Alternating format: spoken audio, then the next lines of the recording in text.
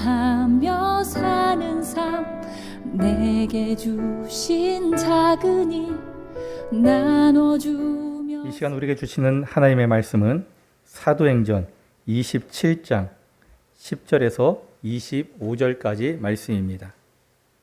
사도행전 27장 10절에서 25절까지 저하고 한 절씩 교독하시겠습니다. 말하되 여러분이여 내가 보니 이번 항해가 하물과 배만 아니라 우리 생명에도 타격과 많은 손해를 끼치리라 하되, 백부장이 선장과 선주의 말을 바울의 말보다 더 믿더라. 그 항구가 겨울을 지내기에 불편하므로 거기서 떠나 아무쪼록 베닉스에 가서 겨울을 지내자 하는 자가 더 많으니, 베닉스는 그레데 항구라 한쪽은 서남을 한쪽은 서북을 향하였더라.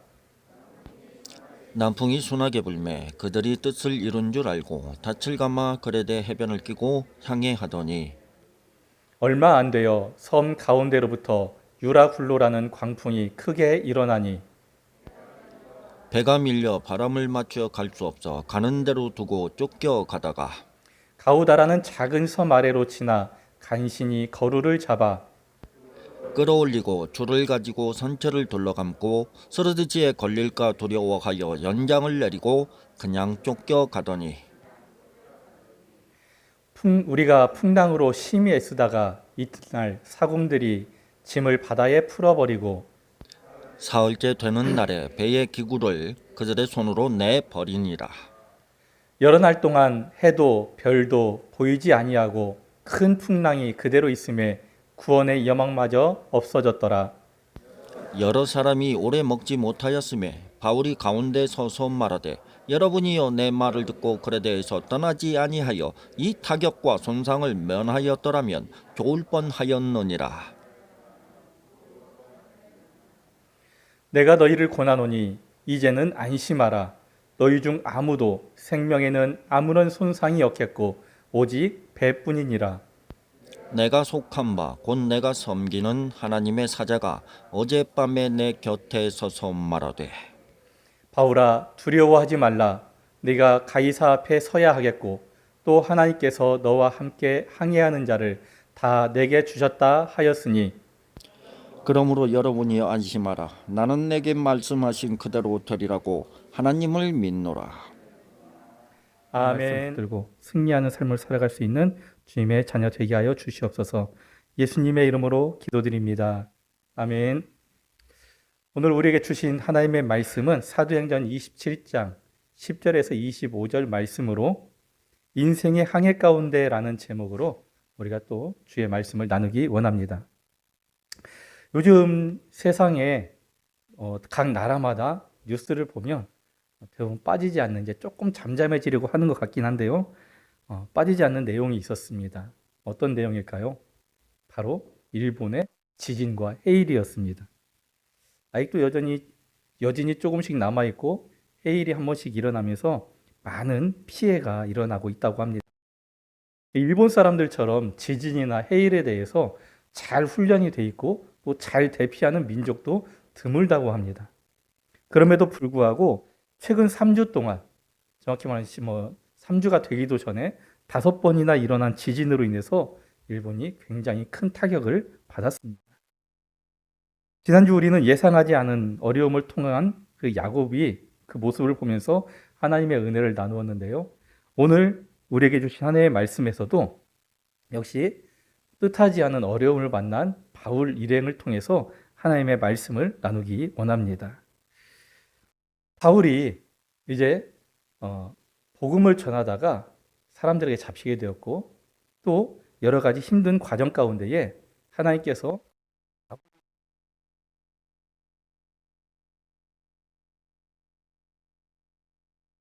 근데 자기 발로 이렇게 잘 간 게 아니고 배수의 몸으로 압송돼서 가게 되었습니다. 그런데 그 과정 가운데 어떤 일이 일어났는가?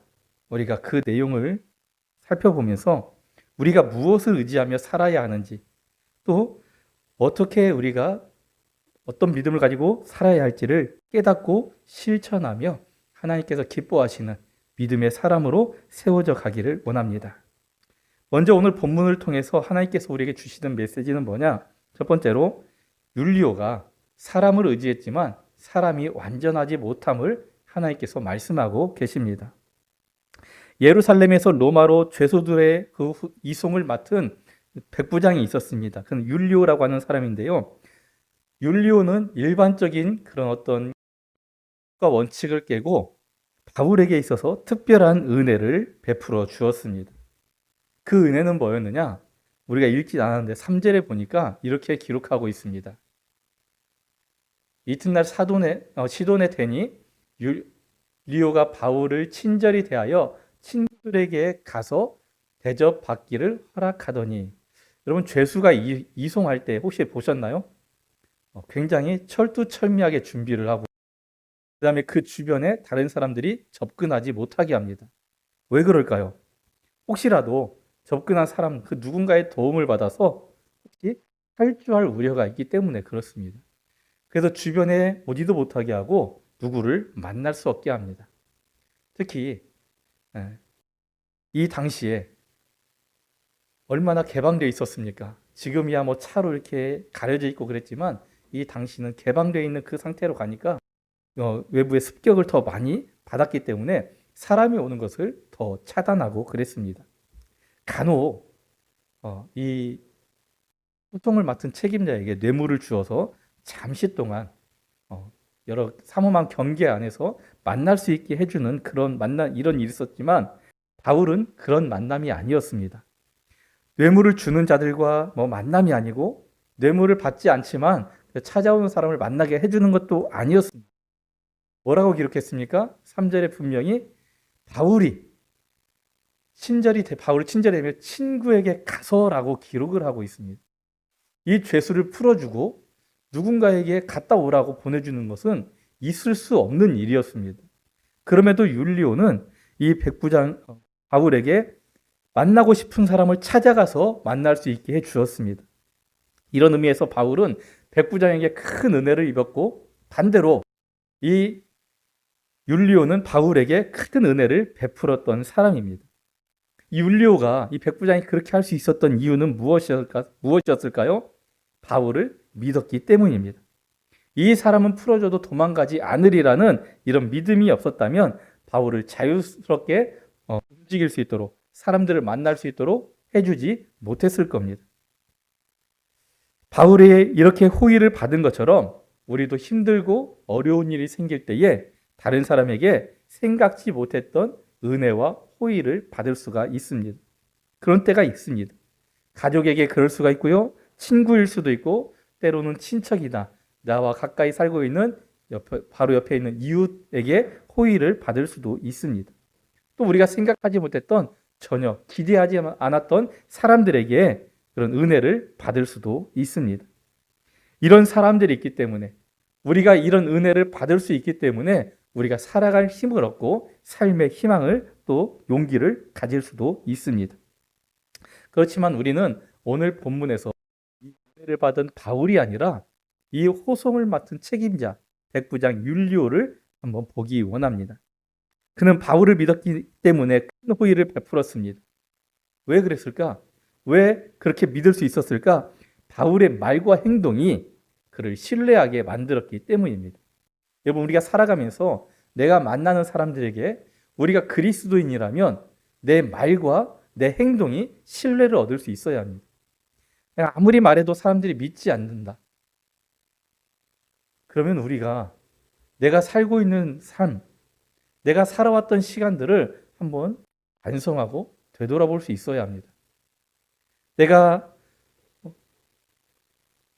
아무리 말을 해도 사람들이 들어주지 않고 내가 말하는 사람들이 믿어주지 않는다면 참 우리는 불쌍한 그런 인생을 살고 있는 겁니다. 또한 우리가 그 사람들에게 신뢰받을 만한, 그 사람들이 믿을 만한 삶을 내가 살지 못하고 있다고 보아야 합니다. 그래서 우리는 자기의 삶을 되돌아보면서 내 말과 내 행동이 다른 사람들에게 신뢰를 얻을 수 있는 그런 말과 행동으로 변화시킬 수 있도록 노력해야 합니다. 이 사람들은 백부장의 이런 모습을 보고 이해되지 않았지만 또 또 한 번에 이해되지 않는 그런 일이 일어납니다. 어떤 일입니까? 이들이 이제 그 겨울을 지내기에 좋지 않은 그러한 섬에 이제 들어가게 됩니다. 그런 지역에 들어가게 됩니다. 그래서 우리가 어떻게 할까 고민을 하다 보니까 그곳에서 가까운 그 섬에 그 도시가 또 있다라고 얘기를 듣고 그곳으로 가게 이동하자 말을 했는데, 바울이 가지 말자고 얘기를 하는데도 불구하고 이제 이 백부장은 바울의 말을 듣지 않고 다른 사람들의 말을 듣고 이동을 하게 됩니다. 지금까지는 바울의 말을 잘 믿고 따라 주었던 이 백부장이 왜 그랬을까? 백부장이 갑자기 바울을 믿지 못하게 됐을까? 이렇게 의심할 수도 있게 되었지만 이것은 어찌 보면 당연한 일이었습니다. 왜 그러느냐? 재판을 받기 위해 로마로 지금 압송되고 있는 바울은 어떠한 신분입니까? 죄수의 신분입니다. 그런데 이 바울이 바다에 대해서 알고 있는 사람이냐? 아니라는 거죠. 모르는 사람입니다. 바다와 관련된 일을 하고 있는 사람도 아니고 바다에 대한 지식이 많이 있던 사람도 아닙니다. 하지만 이 백부장에게 우리가 옆에 있는 마을로 가까운 지역으로 이동하자, 거기가 겨울을 지내기에 좋다라고 말을 했던 이 선장과 선주는 바다가 삶의 터전이었던 사람입니다. 이 지중해가요, 이들의 삶의 자리였습니다. 늘 지중해를 항해하는 사람들로 이 지중해라는 바다에 대해서 너무나 잘 알고 있었습니다. 그런 사람들이 이곳에서 가까운 곳에 겨울을 편하게 지낼 수 있는 곳이 있다. 거리가 가까우니 몇 시간이면 갈 수 있다. 라고 이렇게 말하는데 율리오가 거부할 이유가 없었습니다. 백부장은 결국 바울의 말보다 선장과 선주의 말을 듣고 베닉스라고 하는 지역으로 이동하는 데 동의합니다. 하지만 이 결정은요, 모두를 위험에 빠뜨리고 말았습니다. 항해를 시작한 지 얼마 되지 않아서 태풍을 만났기 때문입니다. 율리오는 전문가의 말을 듣고 귀담아 듣고 이 전문가의 말을 신뢰하고 그 의견에 따랐지만 모두가 위험에 빠지고 말았습니다. 우리가 이런 일을 겪을 수 있습니다. 내 편에 있는 사람, 나와 함께하는 사람, 그 사람들, 또 나에게 도움을 주기 위해서 전문가적인 조언을 하는 그 사람들의 그 말이 우리를 힘들고 어렵게 만들 수 있습니다. 그 사람이 가족일 수도 있고 친구일 수도 있습니다. 직장의 동료일 수도 있습니다. 조금 전에 이 사람들이 내게 도움을 줄 수 있었다라고 말을 했습니다. 하지만 반대로 나와 가까이 있던 이 사람들이 또 나를 힘들게 할 수도 있다는 겁니다. 일부러 우리를 해롭게 하려고 하는 것이 아닙니다. 진심으로 내게 도움을 주고 나에게 좋은 그런 마음으로 대했던 사람들입니다. 하지만 무엇이 문제입니까? 사람은 불완전한 존재라는 겁니다. 최선을 다해 다 같이 좋은 결과를 얻으려 했던 사람의 도움이, 다른 사람의 그 조언이 나를 힘들게 할 수 있습니다. 그 의도와 다르게 나를 곤란한 곳에, 나를 함정에 빠뜨리는 일이 될 수가 있습니다. 이것을 하나님께서 우리에게 말씀하고 계십니다. 그래서 하나님은 우리가 사람들을 의지하지 않기를 원하십니다. 꼭 사람들을 가까이 해야 한다면 믿음의 사람들과 함께 동행하기를 원하시고요. 기도하는 사람과 함께 하기를 원하시고요. 하나님의 말씀에 순종하여 그 말씀대로 살아가려고 하는 사람들을 같이 해야 합니다. 하지만 그렇다 할지라도 우리가 무슨 일이 있든지 모든 일에 대하여 하나님을 먼저 찾고 하나님 앞에 나오기를 원하고 계십니다. 하나님은 우리가 이루기 원하는 것이 있다면, 그래서 주님을 찾아 나와 도움을 구한다면 하나님은 반드시 우리에게 이루어 주시겠다라고 약속하고 계십니다. 잠언 16장 3절에 이렇게 기록하고 있는데요. 같이 읽어보겠습니다. 너의 행사를 여호와께 맡기라. 그리하면 내가 경영하는 것이 이루어지리라. 우리가 경영하는 것, 우리가 이루기 원하는 것이 있다면 사람들에게 가서 도움을 찾으라는 게 아닙니다. 누구를 찾으라는 겁니까? 여호와께 맡기라. 하나님을 찾으라는 겁니다. 그리하면 내가 원하는 것, 내가 이루기 원하는 것, 내가 경영하는 것이 이루어지리라 약속해 주고 계십니다. 이 약속의 말씀대로 모든 것을 하나님께 맡기고 하나님께서 도와주심으로 여러분들이 원하는 것을 이루어가는, 그래서 그 하나님의 은혜로 기쁨을 누리며 감사하며 살아가는 여러분 모두가 되시기를 원합니다. 두 번째, 우리가 의지하는 세상의 것들도 우리에게 도움이 되지 않을 때가 있음을 말씀하고 계십니다. 13절, 14절에 이렇게 기록하고 있습니다. 남풍이 순하게 불매, 그들이 뜻을 이룬 줄 알고 닻을 감아 그레데 해변을 끼고 항해하더니 얼마 안 돼요. 섬 가운데로부터 유라굴로라는 광풍이 크게 일어나니. 여러분, 세상에 어떤 사람도요, 목적 없이 살아가는 사람이 없습니다. 어떤 일이라도 큰 일이든 작은 일이든 우리 긴 인생의 큰 일, 아니면 짧은 시간에 작은 일들을 이루기 위하여 살아갑니다. 목표를 정하고요, 그 표대를 향하여, 목표를 향하여 열심히 노력하며 달려갑니다. 그런데 문제는 여기서 나타납니다. 우리의 인생의 목표를 정하고 달려갈 때 무엇이 가장 중요할까? 그럼 무엇이 가장 중요하다고 생각합니까? 내 인생에 어떤 목적을 세웠습니다. 그것을 이루기 위해서 가장 중요한 게 무엇일까? 개인의 재능? 물론 필요합니다. 아니면 인기 많고 취업이 잘 되는 분야, 그것을 찾아내는 능력? 필요합니다. 직장인들에게요, 사회에서 성공하는데 가장 필요한 건 무엇입니까? 라는 설문조사를 한 적이 있습니다. 제가 직접 한 건 아니고 어떤 설문기관에서 한 것을 제가 우연히 보게 되었는데, 그 직장인들이 이렇게 얘기했습니다. 환경이 가장 중요하다. 환경이 왜 중요할까? 가정 환경이 좋아야 조금이라도 더 배울 수 있습니다. 지역이라는 환경이 좋아야 좋은 생각과 좋은 마인드를 가질 수 있습니다. 스펙이라는 환경이 좋아야 좋은 직장에 들어갈 확률이 훨씬 더 넓어진다라고 말을 하는 겁니다. 이런 환경이 좋아야 우리가 성공적인 인생을 살 수 있다라고 생각하는 게 우리 한국 직장인들의 생각입니다. 그래서 많은 사람들이요, 자녀들에게 좋은 가정 환경을 만들어 주려고 하고 조금이라도 더 학군이 좋은 곳으로 이사 가려고 합니다. 조금이라도 더 좋은 학교에 들어가기를 원하고 조금이라도 더 나은 선생님을, 교수님을 만나기를 원하는 게 우리 부모님의 마음입니다. 자녀들을 남들보다 더 나은 스펙을 쌓으려고 노력합니다. 얼마나 노력합니까? 젊은 청년들 한번 보십시오. 내가 조금이라도 더 다른 사람들보다 나은 어떤 경력을 갖기 위해서 노력합니다. 내가 이력서에 다른 사람보다 더 인정받을 만한 한 줄을 쓰기 위해서 얼마나 노력하고 있는지 모릅니다. 이것이 내게 도움이 되고 이것이 나를 성공시킬 수 있다라고 생각하기 때문입니다. 그리스도인들조차 자녀들이 잘 되는 것이 삶의 목적이 되어버린 세상이 되고 말았습니다. 세상의 기준과 그리스도인들의 기준이 별반 다르지 않은 그러한 시대가 되어버리고 말았습니다. 하나님께서 참 애석하게 생각하실 부분이라고 여겨집니다. 오늘 말씀에도 목적을 세운 사람들이 나옵니다.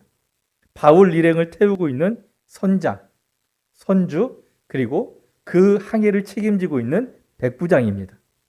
이들은 겨울을 지내기 힘든 이 미항이라는 작은 항구를 떠나서요, 겨울을 보내는데 조금 더 편할 수 있고 조금 더 따뜻하게 지낼 수 있는, 조금 더 도움이 되는 베닉스라고 하는 그런 항구에 가려는 계획을 세웠습니다. 하지만 이들이 목적을 이루기 위해서는 반드시 해결해야 할 문제가 하나 있었습니다. 그것은 바로 바람이었습니다. 이들이 지금 왜 베닉스로 가려고 합니까? 겨울이 되어서 미항이라는 이 항구 도시가 작고 춥기 때문에 조금 더 따뜻한, 조금 더 이 추위를 피할 수 있는 곳으로 가려고 하는 것이었습니다. 그런데 문제가 뭐냐? 바로 이 베닉스라고 하는 곳은 이 미항이라는 것보다 북쪽에 있었다는 겁니다. 그러면 여러분 주보를 한번 보십시오. 표지를 보시면 다 아시겠지만 배가 한 척 그려져 있습니다. 지금 배는 계절에 상관없이 엔진을 돌려서 이 스크류를 돌려가지고 자기가 원하는 방향으로 가지만, 이 당시 배는 어땠습니까? 바람을 이용해서 가야 했습니다. 그러면 남쪽에서 북쪽으로 가려면 무슨 바람이 불어야 될까요? 남풍이 불어야 됩니다. 남쪽에서 북쪽으로 바람이 불어야 자기들이 원하는 북쪽에 베닉스를 갈 수가 있는데 겨울에는 무슨 풍이 불어옵니까? 북풍이 불어옵니다. 그럼 이 바람을 맞고 나가면 어디로 갑니까? 남쪽으로 가지기 때문에 이동할 수가 없었습니다. 그들이 뜻한 그곳에 갈 수가 없었습니다. 그래서 이 남풍이 불어야 그들이 뜻한 그 계획을 이룰 수 있었는데 지금 남풍이 불지 않는 겁니다. 그래서 항해를 포기하고 있을 수밖에 없었습니다. 그런데 어느 날 이들에게 순한 남풍이 불어오기 시작합니다. 여러분, 남풍이 불어오기를 기다리는 사람들이 남풍이 불어오는데 가만히 있었을까요? 아니죠. 당연히 갑니다. 여러분들이 뭔가 하고자 하는데 문제가 하나 있어요. 근데 그것을 해결될 만한 일이 딱 발생을 했다. 그럼 가만히 있겠습니까? 당연히 움직이시겠죠. 이 사람들도 똑같습니다. 남풍이 불기 원하는데 남풍이 불어오니 곧바로 항해를 시작했습니다. 어떻게 이 시기에 남풍이 불지? 이 겨울에 왜 남풍이 불어올까? 생각할 겨를이 없었습니다. 얼마 되지 않은 거리였기에 불과 서너 시간이면 갈 수 있는 거리였기에 이제 가자 하고 출발했습니다. 이들은 남풍으로 인해 자기들의 뜻을 이룰 수 있을 것으로 생각하고 이 남풍을 의지하여 출항했습니다. 그런데 이들이 의지한 건요, 남풍만이 아니었습니다. 이들은 또 하나를 의지하여 항해하기 시작합니다. 13절에 보니까 그것이 뭐였느냐? 이렇게 기록하고 있습니다. 뒷부분에, 마지막 부분에 보면 그레데 해변을 끼고 항해하더니. 여러분 혹시 배를 이렇게 타보신 분 계시죠? 다 타보셨죠? 배를 타면 바다에 어떻게 나가죠? 될 수 있는 대로 최대한 빨리 육지에서 벗어나려고 합니다. 왜 그럴까요? 해변 가까운 곳에는 암초가 있을 수 있기 때문에 절대 배들은 해변을 끼고 항해하지 않습니다. 최대한 빨리 바다로 멀리 나가려고 합니다. 그런데 이들은 해변을 끼고 항해하고 있습니다. 왜 그럴까? 혹시라도 이들의 항해를 하다가 문제가 생기면 곧바로 육지에 배를 대고 피하기 위해서였습니다. 겨울이기 때문에 어떤 일이 일어날지 모르기 때문에 육지에 빨리 배를 대기 위해서 이 암초라는 이 위험 요소를 감안하고라도 육지를 끼고 항해를 했던 겁니다. 순한 남풍에 몇 시간이면 충분히 갈 수 있는 거리였습니다. 하지만 기분 좋은 항해를 하던 이들에게 문제가 생겼습니다. 얼마 안 돼요. 섬 가운데로부터 유라굴로라는 광풍이 크게 일어났다라고 오늘 본문의 14절에 기록하고 있습니다. 그들이 항해를 시작한 지 얼마 되지 않아 순했던 남풍이 돌연 큰 광풍으로 변했습니다. 우리가 읽고 있는, 우리가 보는 성경에는 번역이 광풍으로 되어 있습니다. 하지만 유라굴로라는 이름을 붙인 것으로 봐서 이것은 광풍이 아니라 태풍입니다. 왜 그러느냐? 바람의 세기를요 12단계로 나눕니다. 그래서 첫 번째부터 11번째 단계까지는 그냥 산들바람, 순풍, 강한 바람 이런 식으로 무슨 바람 이렇게 표현을 하고 그 바람에 어떤 이름을 붙이는 것은 12번째 단계인 태풍에만 붙이기 때문입니다. 그래서 우리도 많이 들어보셨죠? 태풍 매미 이런 식으로 많이 들어보셨잖아요. 가장 센 바람 태풍에만 이름을 붙이게 되어 있습니다. 그런데 유라굴로라는 태풍에 이 바람에 유라굴로라는 이름이 붙어 있는 것으로 봐서 이것은 태풍이 몰려온 겁니다. 근데 우리가 한번 확인해 볼 거는요. 여러분, 태풍이 만들려면 몇 가지 조건이 있어야 딱 맞아 떨어져야 됩니다. 한번 그림을 띄워줘 보세요. 이 몇 가지 조건은 뭐냐? 적도를 중심으로 해서요. 북위 또는 남위에 5도에서 25도 사이가 되어야 합니다. 그리고 그 5도에서 25도 사이에 수온이 평균 27도 이상이 돼야 돼요. 뿐만 아니라 북동풍과 남동풍이 동시에 불어와서 북쪽에서 불어오는 바람과 남쪽에서 불어오는 바람이 동시에 불어와서 그 풍속이 바람이 부딪힐 때 풍속이 초속 17m 이상 돼야 됩니다.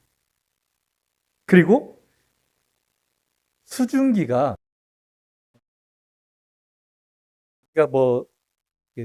습도 몇 도 이렇게 얘기하잖아요. 습도가 60 이상 돼서 굉장히 많은 수증기가 한 번에 또 동시에 빨려 올라가야 태풍이 만들어지는 겁니다. 네 가지 조건이 한 번에 딱 맞아 떨어져야 태풍이 만들어질 수 있는 겁니다. 이 태풍을 언급한 이유는 지금 여기 그림을 보시면 처유럽이라고 써 있는 글씨 보이시죠? 그 밑에 약간 파랗게 있는 데가 지중해입니다. 지금 이 바울 일행이 항해하고 있는 곳이 바로 그곳입니다. 절대 태풍이 만들어질 수 없는 지역입니다. 자연 어떤 기상학적으로 봐서 저 바다에서 지금까지 태풍이 만들어진 적이 1900년대 이후로 딱 한 번 있었다고 합니다. 그런데 그것도 자연적인 어떤 우리가 말하는 12번째 단계의 태풍이 아니고요. 그냥 거기서 일어날 수 없는 굉장히 큰 바람이라서 태풍의 이름을 붙였다라고 기록이 남겨져 있습니다. 자, 그럼에도 불구하고 이렇게 만들어질 태풍이 생겨날 수 없는 지역임에도 불구하고 태풍이 발생했습니다. 이것은 율리오가 의지했던 순한 남풍이 그리고 그들이 의지했던 땅이 그들에게 도움이 되지 못했음을 말하고 있습니다. 여러분, 우리 인생에도 유라굴로라고 하는 태풍이 일어날 수 있습니다. 일어날 수 없는 일들이 우리 삶 가운데에 얼마든지 일어날 수 있다는 겁니다. 그래서 우리가 가진 것을 앗아갈 수 있습니다. 태풍을 만난 사람들이요 바람을 맞추어갈 수 없었다라고 15절에 기록하고 있습니다. 그들의 노력에도 어쩔 수 없이 바람이 가는 대로 쫓겨가게 되었습니다. 우리도 내 뜻과 계획대로 되지 않고 쫓겨갈 때가 있습니다. 이들은 혹시라도 문제가 생기면 어떤 자기들이 의도하지 않았던 어려움이 생기면 배를 육지에 대고 빨리 피하려고 했지만 이것도 물거품이 되고 말았습니다.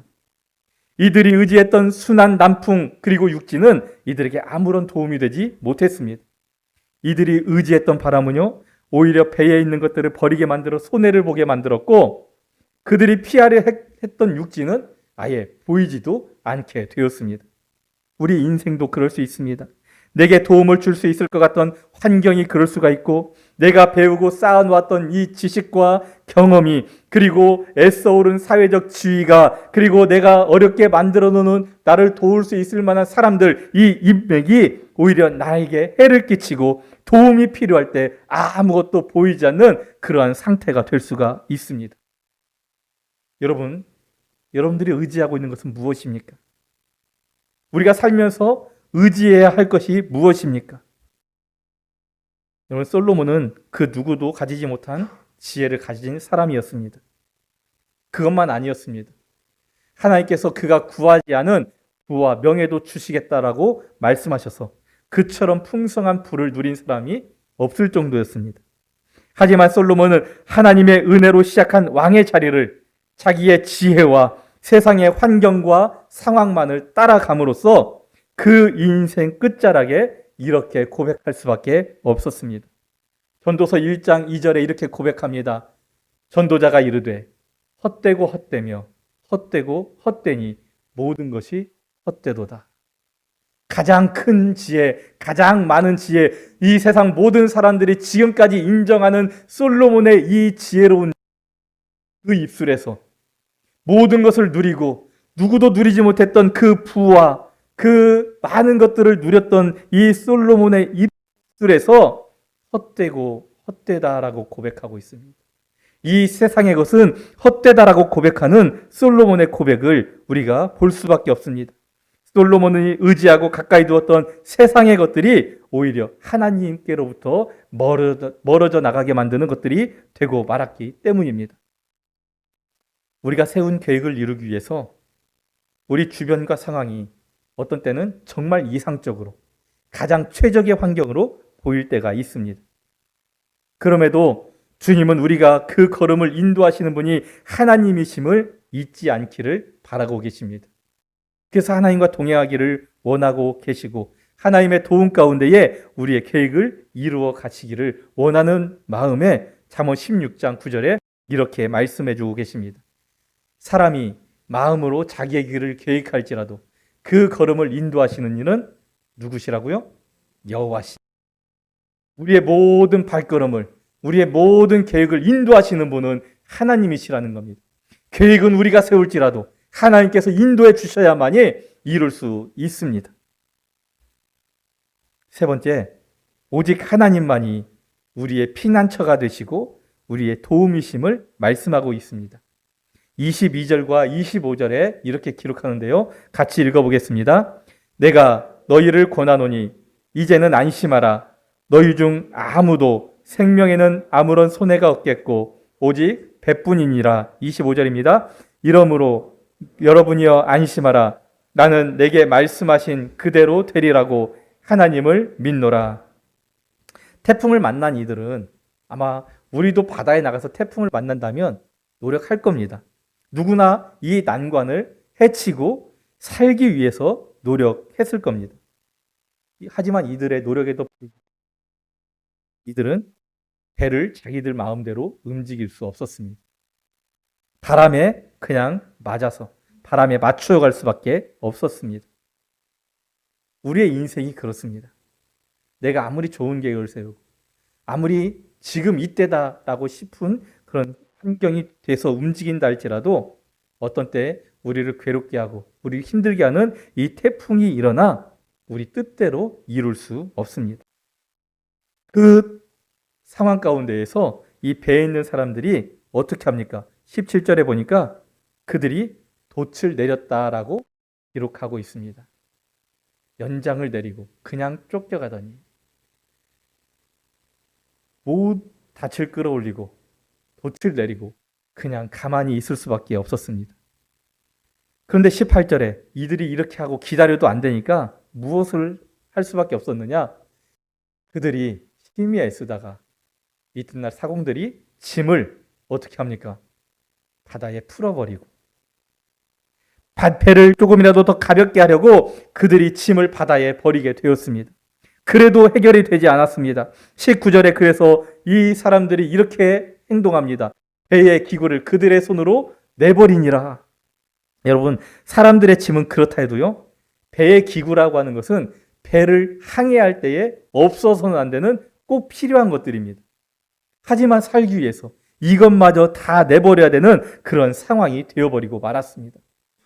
이들이 의지한 순한 남풍은 곧 태풍으로 돌변하여 이들의 수고와 노력도 허사로 만들었을 뿐만 아니라 그 재물까지도 막대한 손해를 끼치게 되었습니다. 이제는 구원의 소망마저 없어졌다고 20절에 그들의 상태를 기록하고 있습니다. 여러분, 이런 상황 가운데에 하나님께서 어떻게 하셨을까? 22절에 이렇게 기록합니다. 내가 너희를 권하노니 이제는 안심하라. 너희 중 아무도 생명에는 아무런 손상이 없겠고 오직 배뿐이니라. 하나님께서 바울에게 주시는 말씀이었습니다. 바울을 통해서 하나님은 이 사람들을 안심시키라 말씀하십니다. 희망과 구원의 메시지를 주셨습니다. 성경에서요, 주님이 직접 사람들에게 오셔서 안심하라 말씀하신 것이 총 4번 있습니다. 사사기 6장에 보면 하나님의 사자를 보고 두려워하는, 죽을 줄 알고 두려워하고 있는 기드온에게 하나님께서 너는 안심하라 말씀하셨습니다. 마태복음 9장에 보면 들것에 실려온 중풍병자에게 예수님께서 작은 자야 안심하라 말씀하셨습니다. 또 22절에 예수님의 옷을 만졌던 12년 동안 혈루증을 앓고 있던 여인에게 예수님께서 따라 안심하라 말씀하셨습니다. 그리고 물 위를 걸어오는 예수님을 바라보고 두려움에 떨고 있는 제자들을 향해서 예수님께서 안심하라 말씀하셨습니다. 여러분, 본문에서 하나님의 계시를 받은 바울을 통해 하나님께서 유교에게 그리고 그와 함께했던 수많은 사람들에게 안심하라 말씀하고 계십니다. 안심하라는 하나님의 이 말씀은 내가 너와 함께 동행하겠다. 내가 너를 붙들어 주겠다. 내가 너를 보호하겠다. 내가 너의 필요를 채워주고 너를 구원하여 살리겠다라는 전능하신 하나님의 약속입니다. 우리에게도 하나님께서 말씀하십니다. 안심하라. 여러분, 하나님께서 우리에게 하시는 이 안심하라는 말씀을 들으시고 불안에 떨지 마시고 늘 믿음으로 안심하며 살아가시기 바랍니다. 우리는 인생의 불안함, 가정의 아픔, 모든 사람과의 관계에 대한 어려움, 또 우리 젊은 사람들은 취업에 대한 난관, 우리 모든 사람들이 가지고 있는 죄의 문제 등으로 이루 말할 수 없는 고통과 고난의 시간들을 우리 인생의 항해를 하고 있습니다. 이 항해 가운데 여러분은 어디서 위로를 받고 있습니까? 가족, 친구, 이웃, 나와 가까이 지내는 모든 사람들에게서 위로를 받고 있습니까? 그들도 우리에게 작은 위로는 줄 수 있지만 이 세상의 사람들은 우리에게 완전한 위로를 줄 수 없고 완전한 도움을 줄 수 없습니다. 그들 또한 불안하기 때문입니다. 아니면 우리가 세상에서 만들어 놓은, 이루어 놓은 것들로 위로를 삼고 있습니까? 그것들을 의지하고 있지 않습니까? 이것들이 우리에게 전혀 무의미한 것은 아니고 또 우리에게 전혀 도움을 주지 않는 것은 아니지만 이것 또한 완전하지 못합니다. 이것이 우리를 안전한 곳에 데려다 주지 못합니다. 우리를 안전히 거하게 하지 못합니다. 그러나 하나님은 예수 그리스도를 통해서 우리에게 구원을 허락하시고 우리를 주님의 능력 안에 품어주심으로 우리를 안전하게 만드셨습니다. 여러분의 삶에 예수 그리스도를 초청하시기 바랍니다. 여러분의 삶에 예수 그리스도를 초대하실 때에 주님은 기꺼이 여러분의 삶 가운데에 임재하여 주시고 만나주시고 동행하시고 위로하셔서 우리를 뒤흔들어 놓는 매서운 바람과 우리의 믿음을 삼키려는 거친 파도와 같은 세상의 모든 악한 것들을 잠잠하게 하십니다. 그래서 우리를 안심시키시고 걱정, 근심 없는 평안한 삶으로 회복시켜 주십니다. 우리 주님은요, 믿음으로 사는 우리가 사람과 환경을 의지하지 않고 하나님만 믿고 동행하기를 원하고 계십니다. 하나님만이 험난한 우리 인생의 항해 가운데에 우리를 보호하시고 살리시며 우리 인생의 최종 목적지인 하나님의 나라 천국으로 인도하실 수 있기 때문입니다. 이렇게 고요하고 원하는 순풍이 불 때에도 이겨낼 수 없는 환난과 또 어려움 가운데서도 하나님의 말씀을 붙들고 의지하는 바울에게 하나님은 너희 중 아무도 생명에는 손상이 없으리라는 약속을 주셨고 우리의 도움이시고 방패 되신 하나님을 의지하여 그 말씀을 붙들고 믿은 바울을 통해 그와 함께한 사람들을 하나님께서 구원해 주심으로 바울이 그와 함께한 사람들에게 소망을 주게 되었습니다. 하나님의 부름을 받은 우리도 세상의 소망이 되어야 합니다. 바울이 그와 함께한 사람들, 그 배에 함께 타고 있던 사람들이 당하고 있는 그 고난 가운데에 너희 중 아무도 생명의 손상이 없고 이제 다 하나님께서 너희를 구원해 주시리라는 메시지로 소망을 주었던 것처럼 우리도 세상 사람들에게 우리의 말과 우리의 행동으로 소망을 줄 수 있어야 합니다. 우리가 세상의 소망이 되는 길은요, 하나님의 말씀을 믿는 믿음으로 가능합니다. 그래서 우리도 바울과 같이 25절의 말씀처럼 이렇게 고백할 수 있어야 합니다. 우리 같이 읽어보겠습니다. 그러므로 여러분이여 안심하라. 나는 내게 말씀하신 그대로 되리라고 하나님을 믿노라.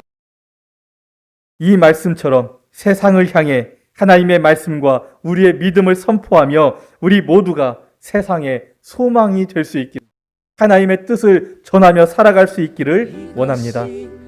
기도하겠습니다.